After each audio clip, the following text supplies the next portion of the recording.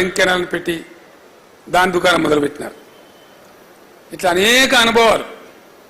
నేను చేసిన ఆర్డీఎస్ పాదయాత్ర తర్వాత కొన్ని ఫలితాలు, హాలియాటు కోదాడ పాదయాత్ర చేస్తే లెఫ్ట్ కెనాల్ మీద నాగార్జున సార్ లెఫ్ట్ కెనాల్ మీద కొంత రిలీఫ్, అప్పుడు విజయసింహారెడ్డి గారి నాయకత్వం వహించండి దానికి. అప్పుడంతా కూడా అక్కడ కుడికాలు ఒక ఫ్రీ, ఎడమ కాలుకేమో కరెంటు ఛార్జీలు.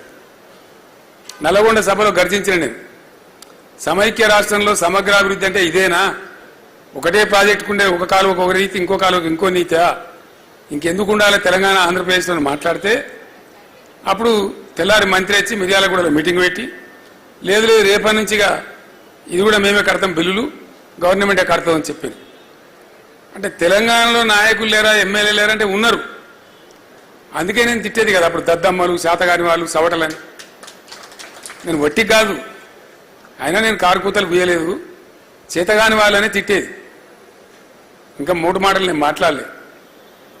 దానికే కేసీఆర్ భాష నా మీద బదనాం కూడా పెట్టేది. సరే దాన్ని నేను తిప్పి కూడా కొట్టేది. అంటే అంత కూరుకపోయి అంత పాతాళంలో అయ్యకు కాకుండా అవని కాకుండా ఇవని కాకుండా ఉన్న తెలంగాణ చాలా భయంకరం, దిక్కుదోసని స్థితి. ఐదుగురం కలిసి తెలంగాణ గురించి మాట్లాడదాం కూర్చుందామనంటే ఏం దుకాణం పెట్టినా తీవా అనుకుంటా ఓడు. ఇక తెలంగాణకు ఒక పత్రిక లేదు, ఒక టీవీ లేదు. ఇక వాళ్ళు రాసిందే రాత, గీసిందే గీత, అదే వార్త. అంత అయోమయ స్థితి. అప్పుడున్న ముఖ్యమంత్రి ఆయన అప్పుడే గెలిచిండు, 29 మంది ఎంపీలు, ఆయన ఎన్డీఏ కన్వీనర్. 20 ఏళ్ళు నేనే అధికారం ఉంటానని ప్రకటిస్తున్నాడు. ఆ టైంలో నేను మొదలు పెట్టాలి ఉద్యమం. ఇవాడు రాడు, ఇవాడు మాట్లాడాడు, ఎక్కడ ఇవాడు దిక్కులేడు. అవతల 5 సంవత్సరాలు నెట్ అధికారంలో ఉండే పవర్ఫుల్ ఉన్నటువంటి కేంద్రం కూడా తన చేతిలో పెట్టుకున్న ముఖ్యమంత్రి. ఏం తెలంగాణ అయితే గిల్లి పడేస్తాం ఆయన లెవెల్లో ఉన్నటువంటి ముచ్చట. ఆ సందర్భంలో చాలామంది మిత్రులకు తెలియదు, అప్పటి ప్రభుత్వం వ్యవసాయ విద్యుత్ శక్తి ఛార్జీలు పెంచి 3 సంవత్సరాలు వరుసగా 15% పెరుగుతుందని ప్రకటిస్తే, బాలమల్లి నా మిత్రుడు ఉన్నాడు. ఆ బాలమల్లిడా ఆడున్నాడు.